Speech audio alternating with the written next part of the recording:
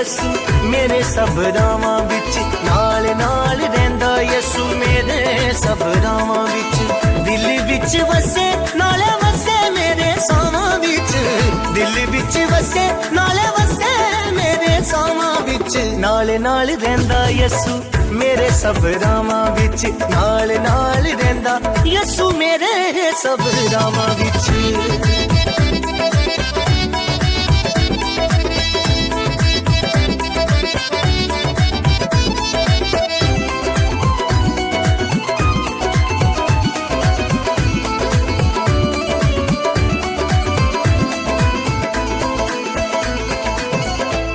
मैं वादा कदी डरा ना तूफान कोलो, यसू मेरी लाठी मैं की डर ना शैतान कोलो, यसू मेरी लाठी मैं की डर ना शैतान कोलो,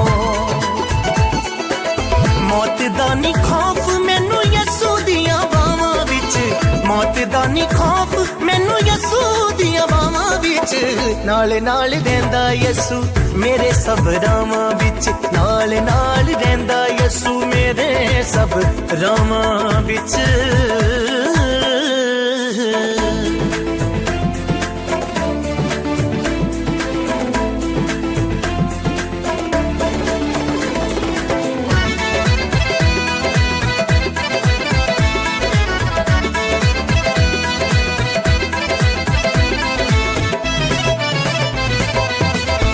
तंगी काल विच उन्हां नूं बचाउंदा है, नाल नाल रहिंदा यसू मेरे सब रावां विच, नाल नाल रहिंदा यसू मेरे सब रावां। जिंदगी का दरिया आसमान पर है, वो अब्दी हयात वाला जाम है, जो उसमें से पानी पिएगा वो कभी मौत को ना देखेगा। तो आज आप जानते हैं कि यीशु ने कहा कि राह, हक और जिंदगी मैं हूं, तो जिंदगी के दरिया का मालिक भी वही है।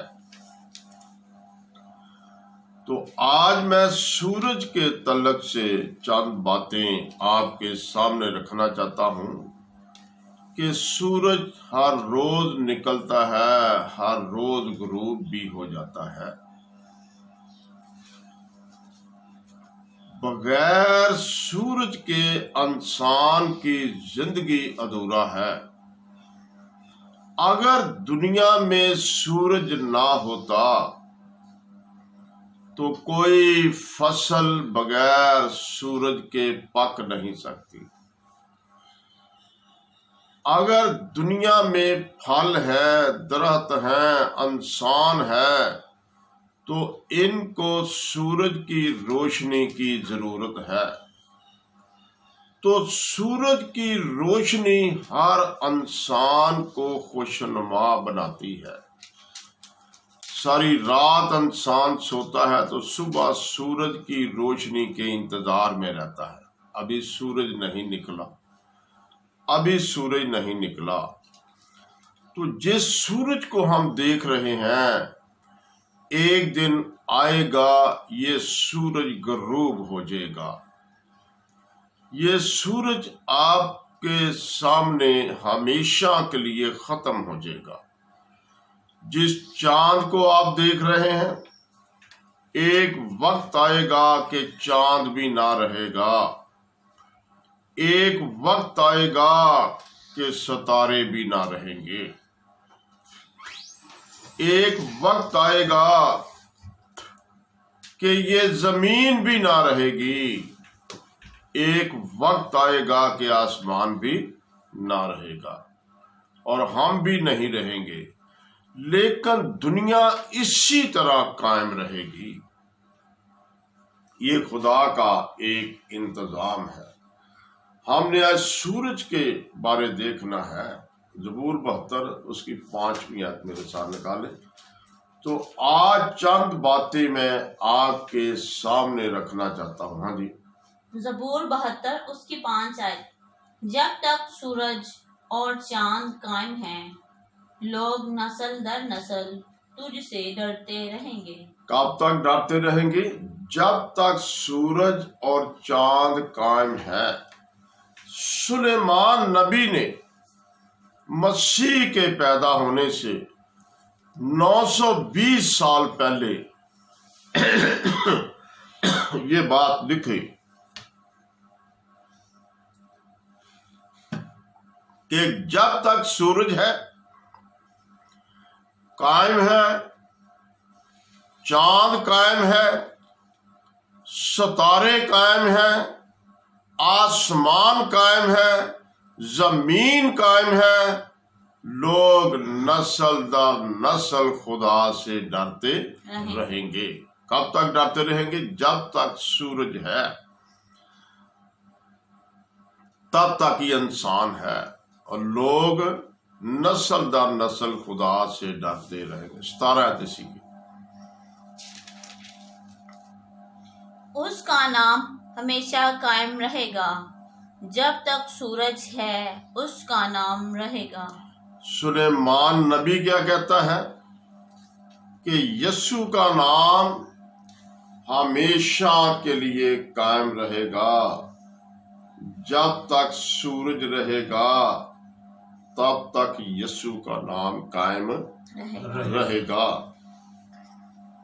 तो सुलेमान नबी 920 वर्ष पहले मसीह के पैदा होने से ये बातें बयान कर रहा है। तो आज हमने इन बातों को सीखना है कि जब तक सूरज कायम है, दुनिया भी कायम है। यशायाह किताब 13 बाब उसकी 10वीं आयत मेरे साथ निकालें तो ये 713 साल पहले यशायाह नबी ने बताया। हाँ जी, यशायाह 13 बाब उसकी 10 आयत, क्योंकि आसमान के सितारे और को अकब बेनूर हो जाएंगे, और सूरज तलू होते होते तारीक हो जाएगा, और चांद अपनी रोशनी ना देगा। क्या होगा? एक वक्त आएगा कि सूरज तलू होते होते ही गुरूब हो जाएगा, चांद भी अपनी रोशनी ना देगा, सितारे भी अपनी रोशनी ना देंगे, और अजरामे फलक पर जो मखलूकात है, कौकब है, वो सब क्या हो जाएंगे? बेनूर हो जाएंगे, खत्म हो जाएंगे। लेकिन इसके बाद क्या होगा? रोशनी कहां से आएगी?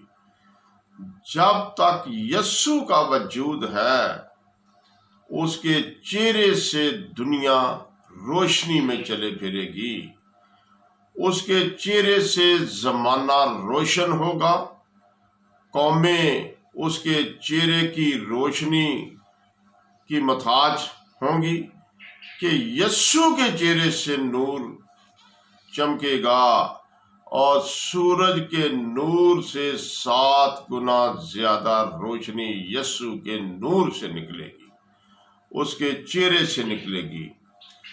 तो आज हम यशायाह की किताब 30 बाब 26वीं आयत मेरे साथ निकाले। यशायाह की किताब 30 बाब उसकी 26 आयत। हाँ।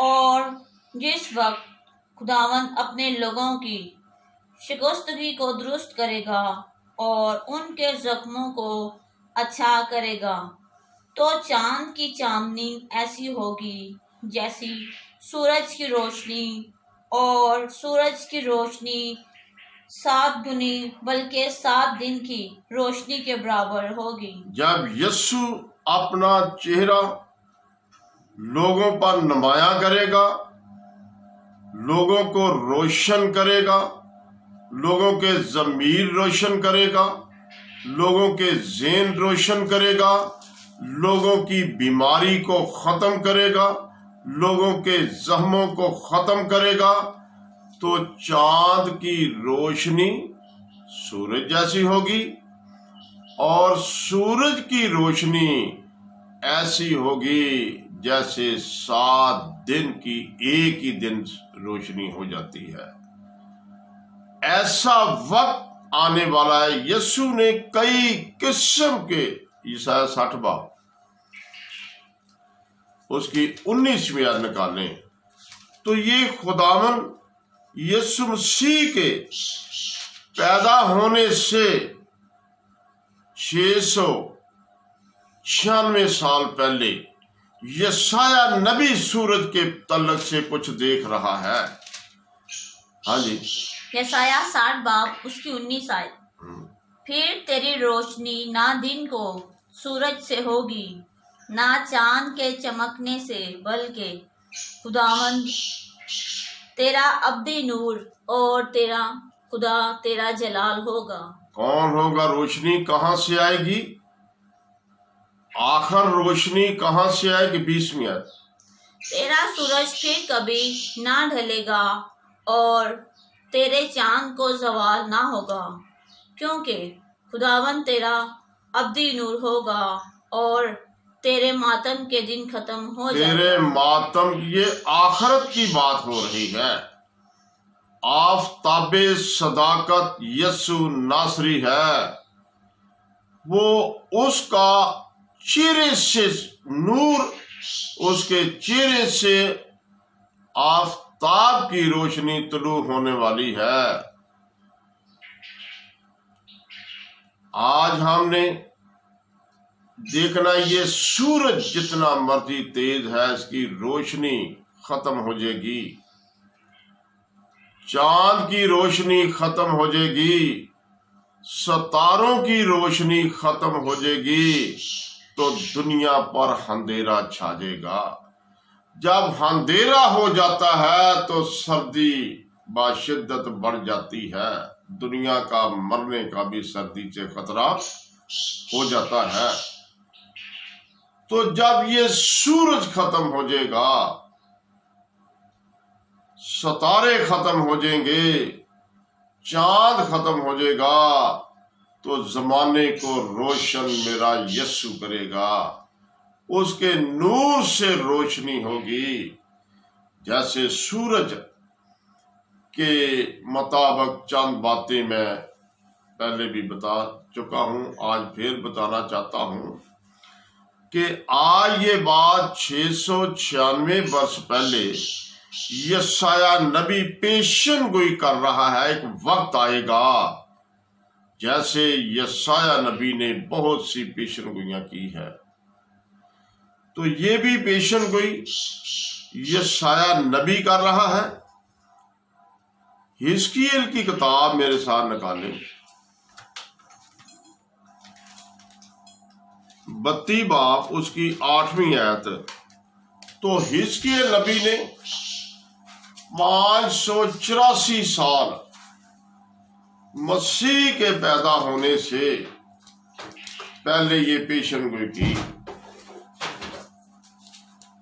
हिजकिय्येल नबी ने 584 साल मसीह के पैदा होने से पहले ये पेशन गोई की, जो मैं आपके सामने रखना चाहता हूँ। हाँ जी, हिजकिय्येल 32 बाब की 8वीं है। और मैं तमाम नूरानी अजरामे फलक को तुझ पर तारीफ करूंगा। क्या करूंगा? मैं तमाम अजरामे फलक को, जो आसमान पर है, सूरज है, चांद है, सितारे हैं, तारीख कर दूंगा। इनको खत्म कर दूंगा, ये ना रहेंगे, ये खत्म हो जाएंगे।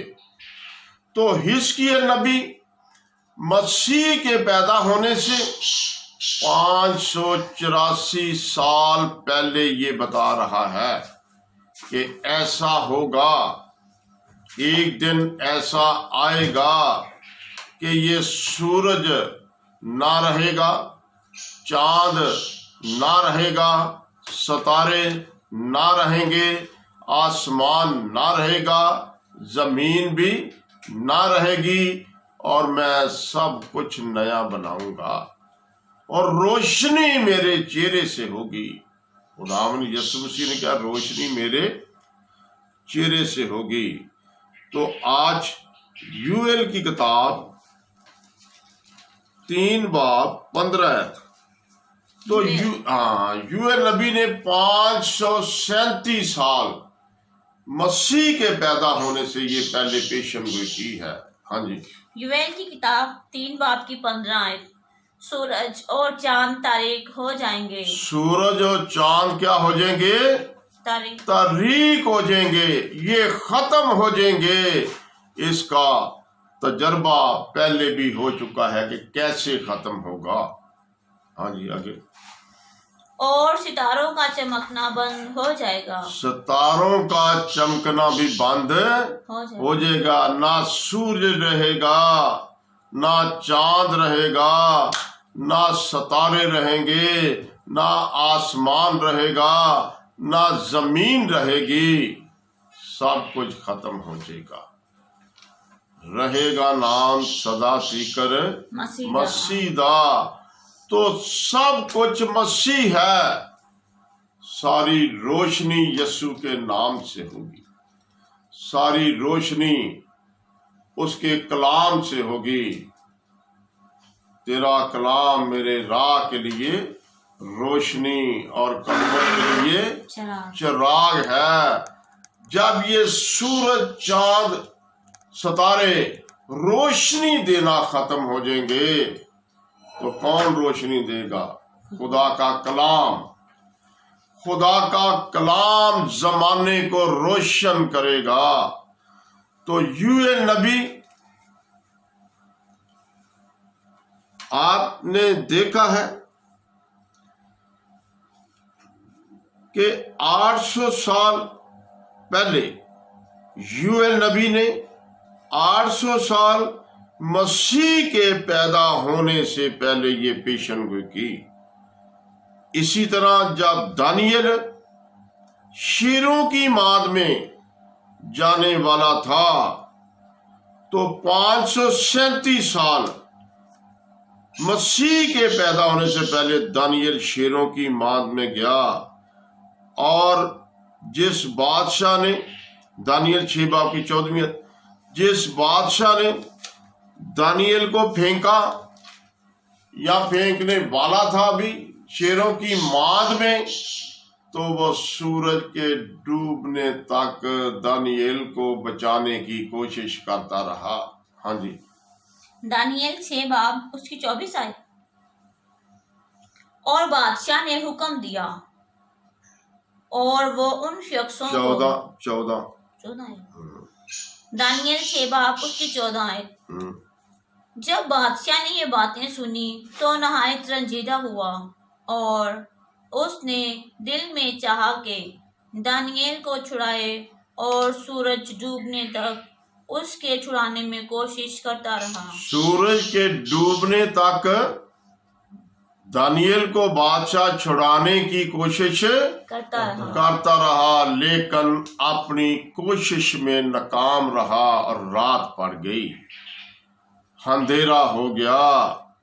तो बादशाह परेशान हो गया और बादशाह ने दानियल के गम में खाना भी ना खाया और रात उसकी नींद उड़ गई। सारी रात वो दानियल के लिए दुआ करता रहा।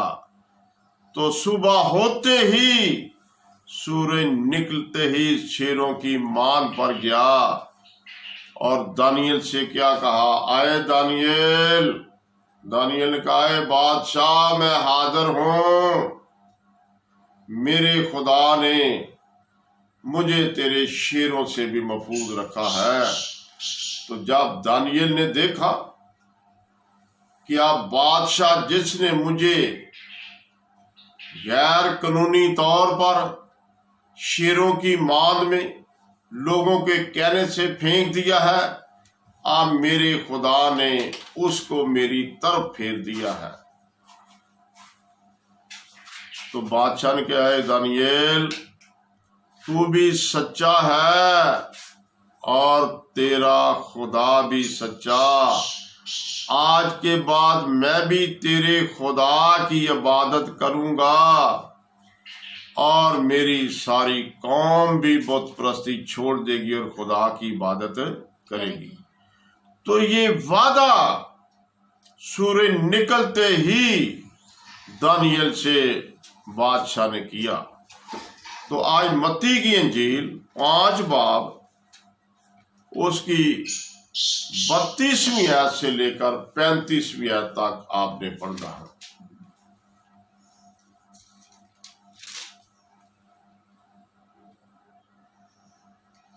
लेकिन मैं तुमसे ये कहता हूँ कि जो कोई अपनी बीवी को हरामकारी के सिवा किसी मत्ती और, इंजील 5 बाब है। हाँ जी, उसकी 32 आयत 32 35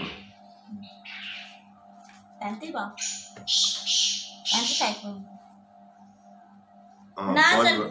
बता ली यार, बता ली 5 बाब बता लिया। जो कोई तुझसे मांगे उसे दे, और जो तुझसे कर्ज चाहे उससे मुंह ना मोड़।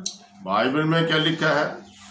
खुदावंद यीशु मसीह ने अपनी खिदमत के दरमियान हमें क्या सिखाया? अगर कोई तुझसे कर्ज चाहे तो दे दे, उससे मुंह ना मोड़। हाँ जी, तुम सुन चुके हो कि कहा गया था कि अपने पड़ोसी से मोहब्बत रख और अपने दुश्मन से अदावत। लेकिन मैं तुमसे ये कहता हूँ कि अपने दुश्मनों से मोहब्बत रखो और अपने सताने वालों के लिए दुआ करो, ताकि तुम अपने बाप के जो आसमान पर है बेटे ठहरो, क्योंकि वो अपने सूरज को बदों और नेकों दोनों पर चमकाता है। अभी क्या हो रहा है? अभी सूरज जो है सारी दुनिया पर यकसा है। अभी सूरज जो है नेक और बद दोनों पर चमक रहा है। आज सूरज ईमानदारों पर भी, बेईमानों पर भी, खुदा के लोगों पर भी और गैर लोगों पर भी उतना ही चमक रहा है। ये खुदा की शफकत है, ये खुदा की बख्शिश है, ये खुदा की बरकत है। आए लोगों, जब तक सूरज है यीशु का नाम रहेगा, इससे बाद यीशु का नाम फिर रहेगा और सारा जमाना यीशु की रोशनी में चलेगा। तो आज हमने ये देखा है कि सूरज के डूबने तक तुम्हारी खफगी भी किसी से ना रहे। तो सूरज का एक आला इंतजाम खुदा ने दुनिया पर मुकर्रर किया। तो आज मैं आपके सामने चंद बातें रखना चाहता हूं। मत्ती की इंजील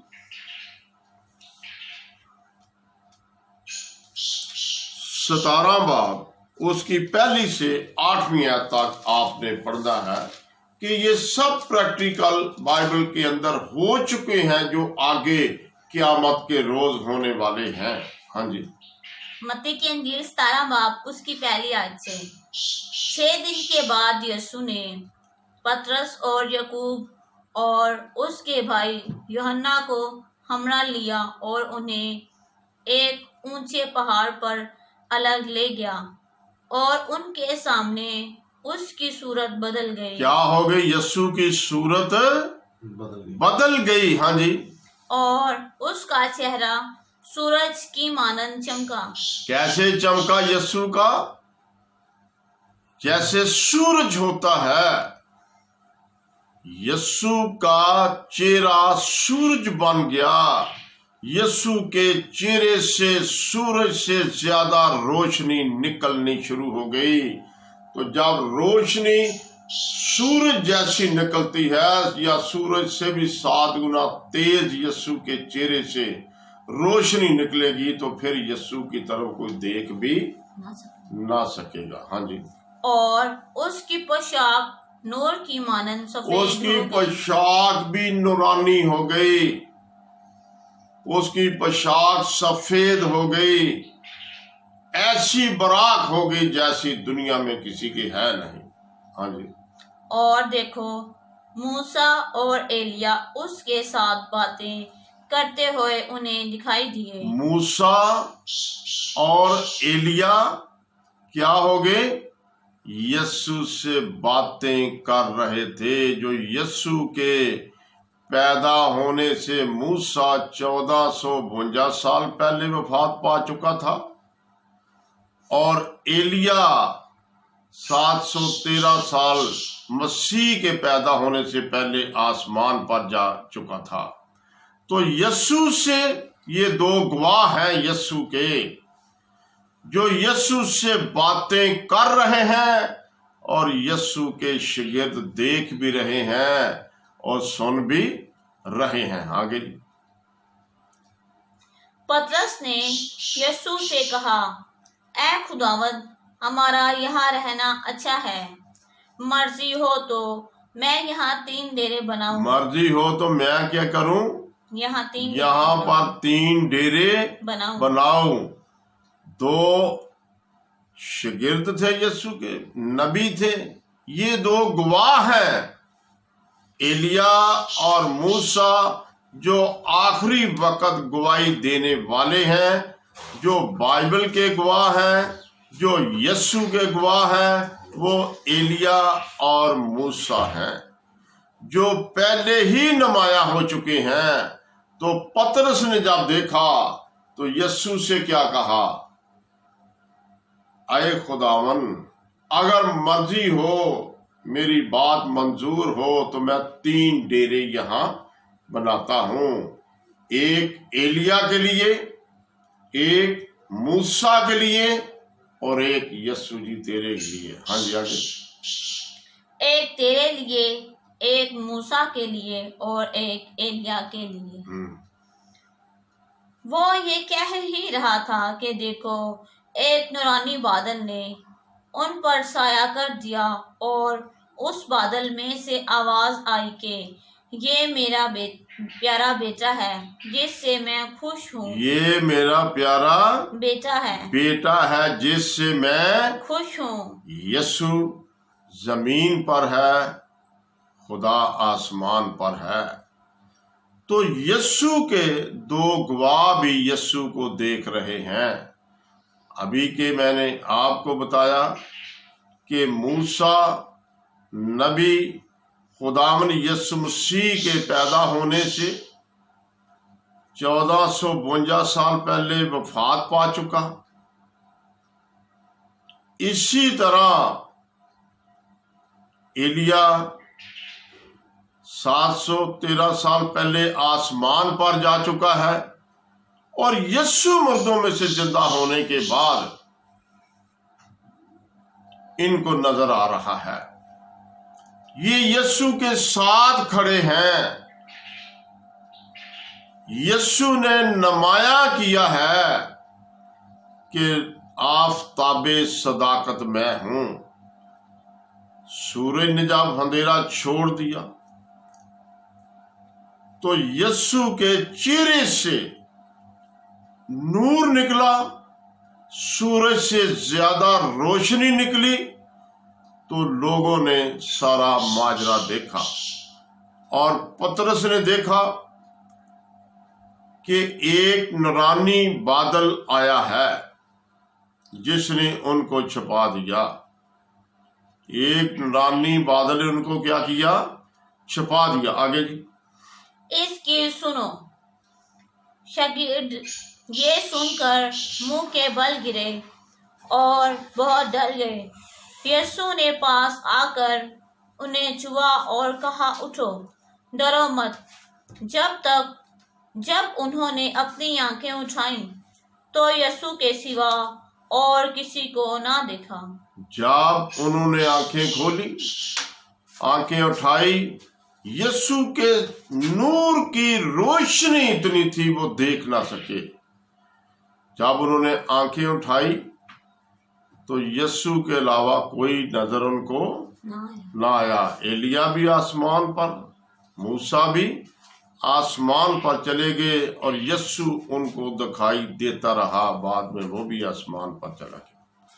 तो ये बात जाहिर करती है कि यीशु जब बादलों के साथ आएगा तो वो नूरानी बादलों के साथ आएगा, वो समानी बादलों के साथ आएगा, वो रूहानी बादलों के साथ आएगा, वो सफेद बादल होंगे, वो पाक रूह के बादल होंगे, जिन बादलों के साथ यीशु ने आना है।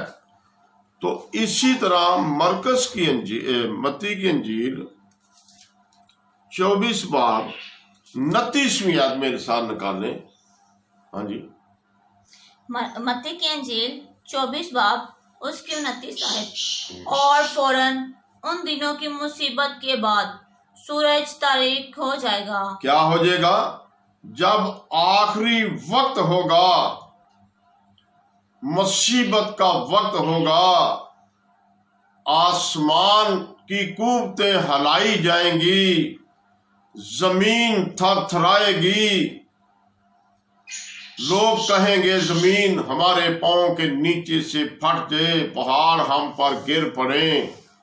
ये उस वक्त होगा सूरज अपनी रोशनी देना बंद हो जाएगा। फिर पढ़े नतीजा। उन दिनों और फौरन उन दिनों की मुसीबत के बाद सूरज तारीक हो जाएगा। हाँ। और चांद अपनी रोशनी ना देगा और सितारे आसमान से गिरेंगे और आसमानों की कुव्वतें हिलाई जाएंगी। आसमान की कुव्वतें भी हिलाई जाएंगी। आसमान से सितारे भी गिरेंगे। मरकस 16 बाब उसकी 3री आयत। आसमान की कुव्वतें भी हिलाई जाएंगी, आसमान से चांद सूरज तारे भी गिर पड़ेंगे और जमीन थरथराएगी और इंसान परेशान होगा। और उस वक़्त की मुसीबत का ये निशान है जब यीशु आएगा। हाँ जी, मरकस के अंजील 16 बाब 3री आयत। और आपस में कहती थी कि हमारे लिए पत्थर को कब्र के मुंह पर से कौन लड़काएगा। लड़ाएगा। हाँ जी। जब उन्होंने निगाह की तो देखा कि पत्थर लड़का हुआ है, क्योंकि वो बहुत ही बड़ा था। और कब्र के पहली अंदर ऐसे 3री आयत तक पढ़ेंगी तो शायद ज्यादा बेहतर हो। हाँ। जब सबत का दिन गुजर गया तो मरियम मगदलीनी और यकूब की माँ मरियम और सलोमी ने खुशबूदार चीजें मोल ली ताकि आकर उस पर मले। वो हफ्ता के पहले दिन बहुत सवेरे जब सूरज निकला ही था कब्र पर आई। सूरज निकला ही था तो कब्र पर यीशु का दीदार करने के लिए आई।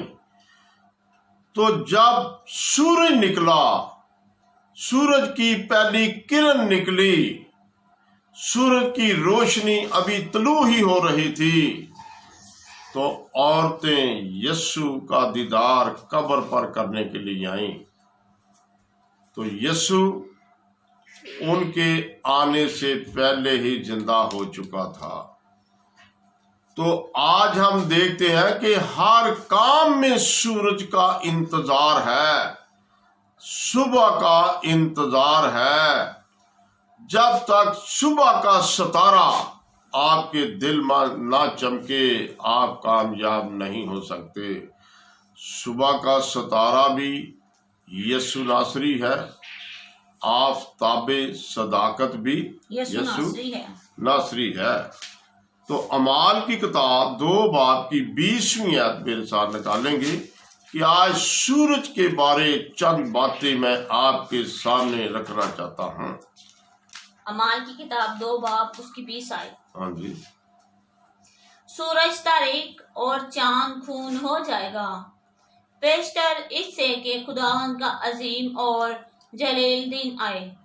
तो आज अमाल की किताब खुदावंद यीशु मसीह के आसमान पर जाने के बाद लिखी गई। तो ये सारे रसूलों ने मुत्फिक होकर लिखी। तो अमाल की किताब में क्या लिखा है कि हम यीशु के आने के मुंतज़िर हैं। उसके आने से पहले होगा क्या? हाँ जी, फिर पढ़े। सूरज तारीख और चांद खून हो जाएगा, पेशतर इससे के खुदावन का अजीम और जलील दिन आए, और यूं होगा कि जो कोई खुदावन का नाम लेगा नजात पाएगा।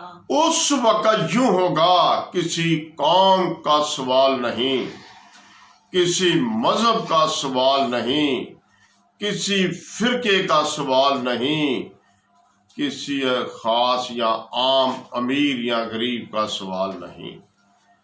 तो जब यीशु आएगा, उसके आने से पहले ना ये जमीन रहेगी, ना ये आसमान रहेगा, ना ये चांद सूरज सितारे रहेंगे, सब कोई तबाह हो जाएगा। तो दुनिया परेशान हो जाएगी, दुनिया तड़पना शुरू हो जाएगी। तो बाइबल में क्या लिखा है?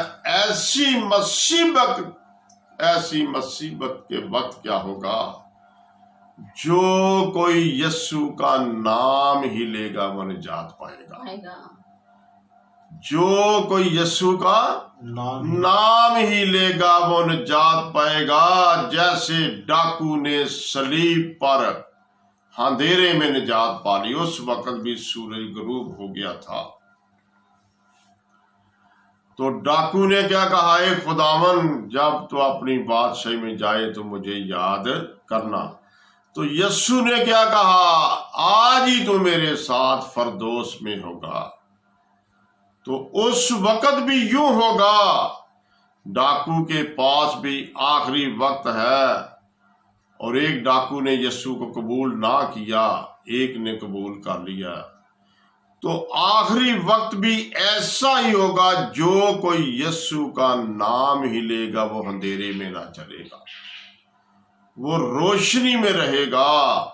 उसकी मुसीबत हमेश के लिए खत्म हो जाएगी। यशवा की किताब 10 बाब उसकी 12 और 13 में आपके सामने ये चंद बातें रखना चाहता हूं कि सूरज के बारे आमोस नबी ने भी पेशन गोई की 8 बाब की नामी आयत में लिखा है कि जब यीशु मसलूब होगा तो उस दिन दोपहर ही को सूरज गरूब हो जाएगा। तो उस दिन दोपहर ही को सूरज गरूब हो गया था। जब यीशु मसलूब होया तो 12 बजे से 3 बजे तक क्या हो गया? सूरज गरूब हो गया, अंधेरा छाया रहा। हाँ जी, यशवा 10 बाब उसकी 12 आयत। और उस दिन जब खुदावन ने अमोरियों को बनी इस्राएल के काबू में कर दिया, यशवा ने खुदावन के हुजूर बनी इस्राएल के सामने ये कहा, ऐ सूरज तू जबौन पर, और ऐ चांद तू वादिये अयालून में ठहरा रह। और सूरज ठहर गया और चांद थमा रहा। सूरज क्या हो गया जी? ठहर गया। चांद थमा रहा। आप ये बात बड़े गौर से सुने कि ये बातें जो हो रही हैं या होने वाली हैं, यीशु ने इन बातों को पहले ही प्रैक्टिकल में शामिल किया है। अगर सूरज यीशु के नाम से आगे पीछे हो सकता है तो उसके नबियों के कहने से भी सूरज हुक्म मानता है। यशवा मूसा का शागिर्द था। यशवा ने 1351 साल पहले सूरज को हुक्म दिया। यशवा ने 1351 साल मसीह के पैदा होने से पहले सूरज को हुक्म दिया, आए सूरज, जब तक मैं ना कहूं तो अपनी जगह पर ठहरा रह। पता नहीं कितने दिन वो ठहरा रहा। फिर दूसरी बार उसने कहा, ए चांद, जब तक मैं ना कहूं तो अपनी जगह से हिलना नहीं। और चांद भी यशवा का हुक्म मान गया। अगर खुदा के नबी सूरज को हुक्म देते हैं तो सूरज रुक जाता है। खुदा के नबी समुद्र को हुक्म देते हैं तो समुद्र 2 हिस्से पानी हो जाता है। खुदा के नबी एलिया अपनी चादर पानी पर मारता है तो पानी को 2 हिस्से कर देता है। लीशा भी पानी को चादर पर मारता है तो 2 हिस्से, चादर को पानी पर मारता तो कितने हिस्से कर देता है? 2 हिस्से। तो खुदा ने अपने बंदों को अपनी जैसी ताकत दे रखी है। आज यीशु ने 1351 साल मसीह के पैदा होने से पहले ये पेशन गोई की और काम प्रैक्टिकल करके दिखाया। आए सूरज,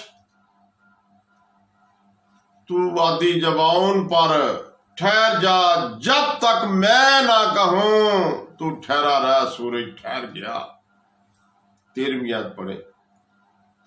और सूरज ठहर गया और चांद थमा रहा जब तक कौम ने अपने दुश्मनों से अपना इंतकाम ना ले लिया।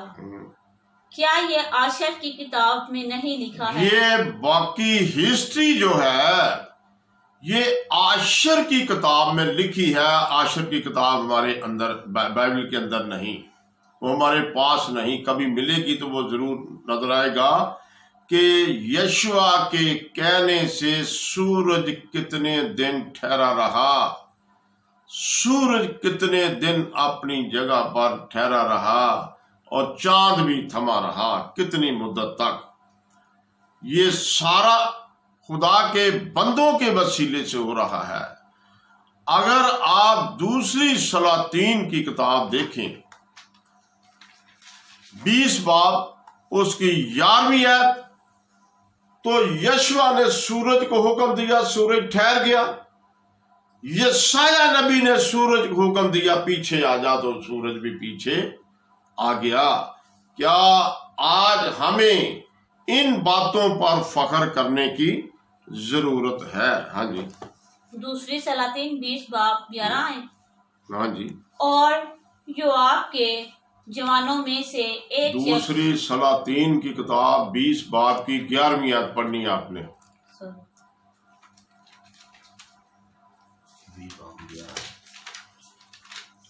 दूसरी सलातीन 20 बाब उसकी 11 आयत। तब यसाया नबी ने खुदावन से दुआ की, सो उसने साया को आखज की धूप घड़ी में 10 दर्जे यानी जितना वो ढल चुका था उतना ही पीछे को लौटा दिया। जब हिजकिय्याह बादशाह को शफा मिली, पहली आयत से 11 तक लिखा है, तो यशाया नबी ने दुआ की तो सूरज भी पीछे आ गया। एलिया ने हुक्म दिया तो बारिश भी थम गई। तो खुदा के बंदे का हुक्म सूरज भी मानता है। तो आज अमाल की किताब 26 बाब उसकी 13वीं आयत मेरे साथ निकालें। तो यस्सु आफताब सदाकत है, यस्सु खुद नूर है, वो खुद सूरज है। हम उसकी रोशनी में चले फिरेंगे। हाँ जी। अमाल 26 बाब उसकी 13 आयत। हाँ जी। तो ए बादशाह, मैंने दोपहर के वक्त राह में ये देखा कि सूरज के नूर से ज्यादा एक नूर आसमान से मेरे और मेरे हम सफरों के गिर्दा गिर्द आ चमका। जब पलूस रसूल दमिश्क को जा रहा था तो उस वक्त वो खुदा का बंदा नहीं था, यस्सु को सताने वाला था, यस्सु के लोगों को परेशान करने वाला था। तो क्या हुआ? पौलुस रसूल का नाम साउल था, पहले अपने साथियों के साथ जा रहा था। तो वो कहता, मैंने आसमान से एक नूर को देखा जिसकी रोशनी सूरज से भी कहीं ज्यादा है। तो वो सूरज कौन है? यीशु नासरी। तो जब उसकी रोशनी बर्दाश्त ना कर सका, उस रोशनी को ना देख सका, तो अंधा होकर जमीन पर गिर पड़ा। तो आसमान से आवाज आई, आए सौल, आए सौल, तू मुझे क्यों सताता है? उसने कहा, खुदावंद तू कौन है जिसे मैं सताता हूँ? तो यस्सु ने कहा, मैं यस्सु नासरी हूँ जिसे तू सताता है। तो यस्सु ने अपने नूर को कई बार जमीन पर जाहिर कर दिया है। पौलुस रसूल के वसीले भी बताया कि मैं नूर हूं, मेरे चेहरे से रोशनी सूरज से 7 गुना ज्यादा निकलती है। तो आखिरी वाला मकाशवा किताब 21 बाब 23 आयत मेरे साथ निकालें। मुकाशवा की किताब 21 बाब उसकी 23 आयत। और उस शहर में सूरज या चांद की रोशनी की कुछ हाजत नहीं। बाइबल में क्या लिखा है? जिस शहर में हम जाने वाले हैं वो शहर खालस सोने का है। उसकी लंबाई 12,000 फरलांग है, उसकी चौड़ाई 12,000 फरलांग है, उसकी ऊंचाई भी 12,000 फरलांग है, उसकी मंजिलें भी 12 है, उसके दरवाजे भी 12 है। जिन 12 दरवाजों के अंदर यस्सु का नूर चमक रहा है, जिन दरवाजों में हम दाखिल होने वाले हैं, उस शहर के अंदर सिर्फ ईमानदार लोग जाएंगे। कोई आम आदमी उस शहर के अंदर जा नहीं सकता। हमारी जिंदगी की किताब जो है, किताब हयात भी उसी शहर के अंदर है, जहां सूरज और चांद और सितारों की रोशनी की कुछ जरूरत नहीं। वहां रोशनी जो है वो यस्सु के चेहरे से होगी और सारी दुनिया उसी की रोशनी में चले फिरेगी। तो हमने देखना है 27वीं आयत मकाशवा किताब इसी की नेकी बाब की 27वीं आयत। और उसमें कोई नापाक चीज या कोई शख्स जो घिनौने काम करता या झूठी बातें घड़ता है, हरगिज़ दाखिल ना होगा, हरगिज़ दाखिल ना होगा उस शहर में जहां यस्सु के नूर की रोशनी है। उसमें आम लोग नहीं जाएंगे। इफ्सियों का 4 बाब 26वीं आयत मेरे साथ निकालें। ये बाइबल में क्या लिखा? उस शहर के अंदर सूरज या चांद या सितारों की रोशनी की कोई जरूरत हाजत ना होगी, बल्कि यस्सु ही नूर है, यस्सु ही। 4 बाब की 26 आयत। इफ्सियों 4 बाब की 26 आयत। गुस्सा तो करो मगर गुनाह ना करो, सूरज के डूबने तक तुम्हारी खफगी ना रहे। गुस्सा तो करो मगर गुनाह ना करो, सूरज के डूबने तक तुम्हारी खफगी ना रहे। एक दिन सूरज डूब जाएगा, एक दिन सितारे खत्म हो जाएंगे, चांद भी रोशनी ना देगा। इनके बाद जो नया सूरज तलू होने वाला है वो यस्सु नासरी है। आफताबे सदाकत यस्सु नासरी है। सारी कौमें उसी की रोशनी में चले फिरेंगी और हम भी उसी की रोशनी में चलेंगे। खुदावन इसी कलाम पर मुझे और आपको बरकत दे। आमीन।